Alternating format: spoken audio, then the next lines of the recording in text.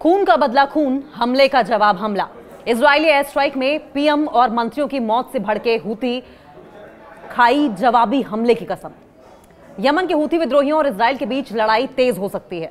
अपने पीएम और कई सीनियर अधिकारियों की इजरायली हमलों में मौत के बाद हूतियों ने इसका बदला लेने की कसम खा ली है। यमन में हूती विद्रोहियों द्वारा अब यूएन के 11 ऑफिसर्स की गिरफ्तारी की गई है और इस गिरफ्तारी ने पूरी इंटरनेशनल कम्युनिटी को चौंका कर रख दिया है, क्योंकि यह घटना यमन में चल रहे गृह युद्ध और अंतर्राष्ट्रीय शांति प्रयासों के संदर्भ में बहुत इंपॉर्टेंट मानी जा रही है।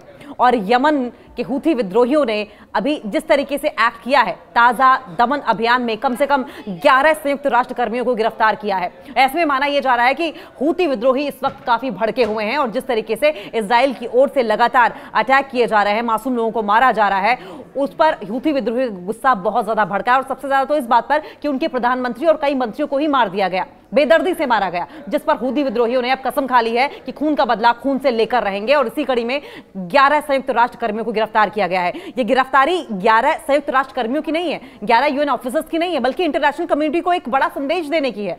यमन के हूती विद्रोहियों ने रविवार को संयुक्त राष्ट्र कार्यालय पर पहले रेड की, छापेमारी की और कम से कम 11 यूएन ऑफिसर्स को गिरफ्तार कर लिया, जो कि इस ईरान समर्थित समूह द्वारा मानवीय कार्यकर्ताओं पर किए गए ताजा दमन का हिस्सा रहे हैं।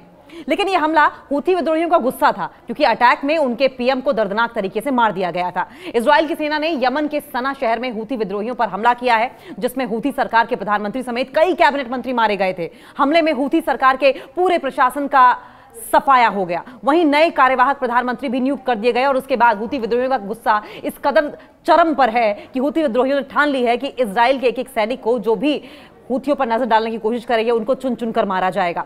यमन के हूती विद्रोहियों ने इजराइल से बदला लेने की कस्में खाई हैं। इजरायली हवाई हमलों में अपने प्रधानमंत्री अहमद अल रहावी और कई सीनियर नेताओं की हत्या के बाद हूथियों की ओर से अब कई तरह के स्टेटमेंट्स भी जारी किए गए हैं और इन स्टेटमेंट्स को लेकर हूती विद्रोही बहुत सीरियस हैं। इन स्टेटमेंट्स को जारी करते हुए कहा गया है, हूतियों ने यह कहा है कि वे अपने नेताओं की मौत को याद रखेगा और इन मौतों का हिसाब इजराइल से जरूर चुकता किया जाएगा, एक एक करके चुकता किया जाएगा।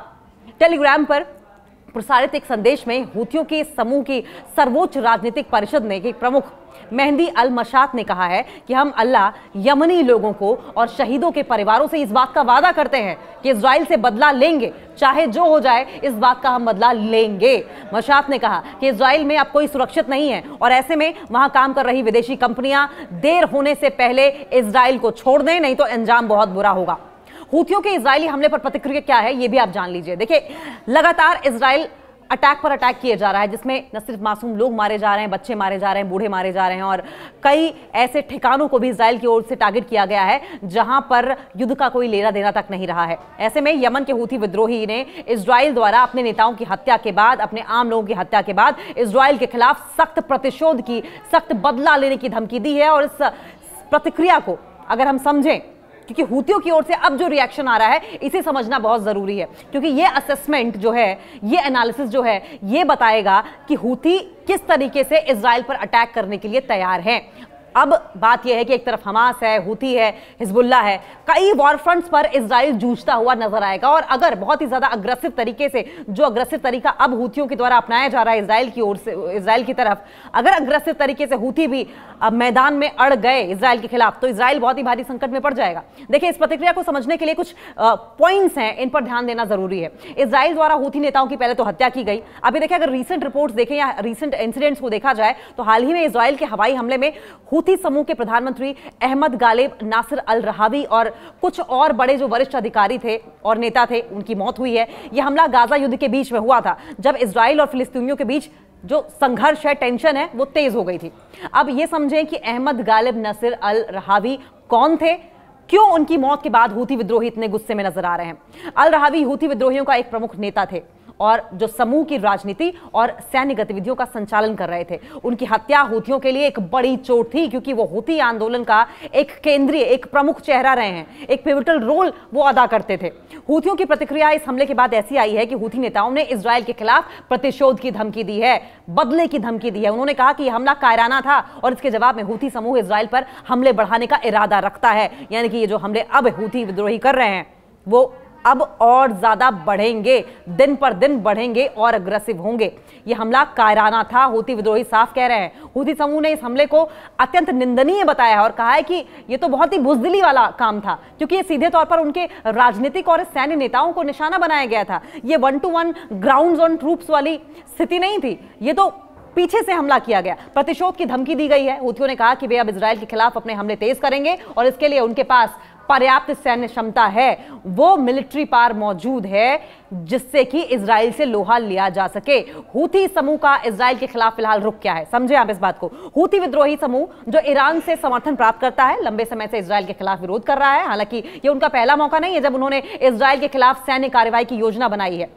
ईरान का समर्थन प्राप्त है, इस वजह से भी हूथी थोड़े से स्ट्रॉन्ग नजर आ रहे हैं। ईरान जो शिया इस्लामी विद्रोही समूहों का समर्थन करता है, हूथियों को सैन्य सहायता और हथियारों की आपूर्ति करता है। आप समझे, एक तरफ इजराइल ईरान वॉर चल रही थी, दूसरी तरफ हूथियों के साथ भी इस तरीके से इजराइल जब अटैक किया तो पलटवार हूथियों की ओर से भी किया जा रहा है। और ऐसे में जब हूथी का साथ ईरान भी देगा तो कहीं ना कहीं हूथियों की पोजीशन जो है वो इजराइल के अगेंस्ट मजबूत नजर आएगी। और ऐसे में जैसा कि हम पहले भी कह रहे थे कि कई वॉर फ्रंट्स पर जूझता हुआ इजराइल नजर आएगा। ये हूथियों को इजराइल के खिलाफ किसी भी प्रकार की कार्रवाई को अंजाम देने के लिए ईरान प्रेरित करता रहेगा। अगर हम सैन्य क्षमताओं की बात कर लें तो क्या कुछ मिलिट्री कैपेबिलिटीज हैं इनकी, तो हूथी समूह के पास बैलिस्टिक मिसाइल्स हैं, ड्रोन जैसी सैन्य तकनीकी क्षमताएं हैं, कैपेबिलिटीज हैं जिनका वो क्षेत्रीय संघर्षों में या रीजनल टेंशंस के बीच में इस्तेमाल करते रहे हैं। और इस बार भी उन्होंने इजराइल को धमकी दी है कि वे इन हथियारों का इस्तेमाल करेंगे, इजराइल को सबक सिखाएंगे। मानवाधिकार की अगर बात करें, ह्यूमन राइट्स की, और अगर रीजनल टेंशंस की या क्षेत्रीय स्थिति की बात करें तो यमन में चल रहे गृह युद्ध ने देश को भारी तबाही की ओर ढकेल दिया है।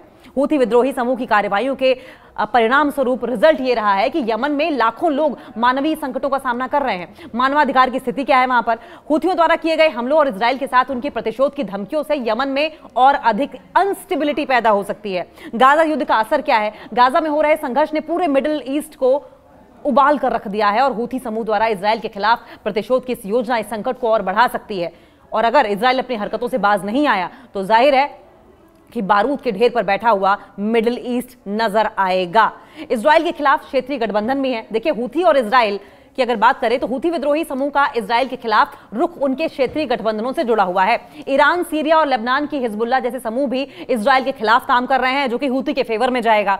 सऊदी अरब और अमेरिका की अगर बात करें तो दूसरी ओर सऊदी अरब और अमेरिका जो हूथी विद्रोही के खिलाफ हैं, इजराइल के समर्थन में खड़े हैं। इससे क्षेत्रीय राजनीति और संघर्ष और ज्यादा डिफिकल्ट हो जाएगा। हूथियों की अगर रणनीति की बात करें और फ्यूचर की बात करें तो हूथी विद्रोही इजराइल के खिलाफ अपने प्रतिशोध की धमकियों को गंभीरता से ले रहे हैं और इसके लिए उनके पास सैन्य और राजनीतिक दोनों ऑप्शंस हैं। वो राजनीतिक तरीके से भी, पॉलिटिकल वे में भी और मिलिट्री वे में भी इजराइल के साथ लोहा लेने का सोच सकते हैं। कोई भी ऑप्शन वो ऑप्ट कर सकते हैं। हालांकि इसके रिजल्ट्स क्या रहेंगे, इसके परिणाम स्वरूप क्षेत्र में और ज्यादा हिंसा होगी, इंस्टेबिलिटी होगी, तो संभावित परिणाम क्या होंगे आगे? देखिए, अगर हूथी इजराइल पर हमले बढ़ाते हैं तो इसका असर न केवल यमन पर बल्कि पूरे मिडिल ईस्ट क्षेत्र पर पड़ेगा, क्योंकि इससे दोनों देशों के बीच में सैन्य संघर्ष बढ़ सकता है और नागरिकों के लिए संकट और गहरा हो जाएगा। तो हूथी विद्रोही समूह की इजराइल के खिलाफ जो प्रतिशोध की योजना है, ईरान का एक तरफ समर्थन भी है और क्षेत्रीय राजनीति के साथ जुड़ी हुई है ये।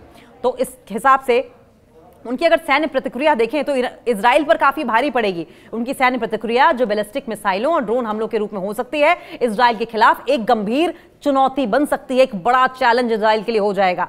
ये घटनाक्रम क्षेत्रीय अस्थिरता को बढ़ा सकता है और यमन जैसे संकटग्रस्त देश में मानवीय संकट पैदा हो सकता है। देखिए, हूथी विद्रोही जो कि यमन के शिया मुस्लिम समूह हैं, हाल ही में इजराइल के खिलाफ कड़ी बयानबाजी भी की थी उन्होंने। ये बयानबाजी इजराइल द्वारा फिलिस्तीनियों के खिलाफ की गई है।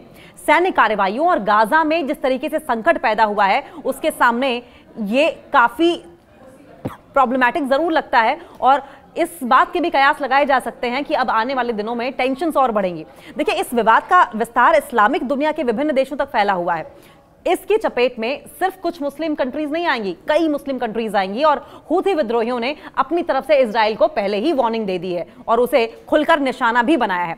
हूथी विद्रोहियों का इजराइल को लेकर अगर बयान की हम बात करें तो देखिए, हूथी विद्रोहियों ने इजराइल के खिलाफ एक मजबूत बयान जारी किया जिसमें उन्होंने इजराइल को तलवार की धार से खतरा बताया है। उनका यह बयान गजा में इजराइल की कार्रवाई और वहां पर जिस तरीके से नृशंस स्थिति को लेकर दिया गया था, उन्होंने इजराइल के शासन को आतंकी करार दिया है और कहा कि अब इसे बर्दाश्त नहीं करेंगे। हूथी विद्रोहियों की ओर से एक मेन मैसेज भी देने की कोशिश की गई है। हूथी विद्रोहियों का इजराइल के खिलाफ बयान स्पष्ट था। उन्होंने कहा कि फिलिस्तीनियों की मदद में हम साथ खड़े हैं। यह पहला मैसेज था जो कि इजराइल को हूथियों की ओर से दिया गया था। विद्रोहियों ने यह सुनिश्चित किया था कि वे फिलिस्तीनियों के संघर्ष के साथ खड़े हैं। उनका कहना था कि फिलिस्तीन की स्वतंत्रता की लड़ाई सिर्फ फिलिस्तीनियों की नहीं है बल्कि पूरी मुस्लिम कम्युनिटी की लड़ाई है।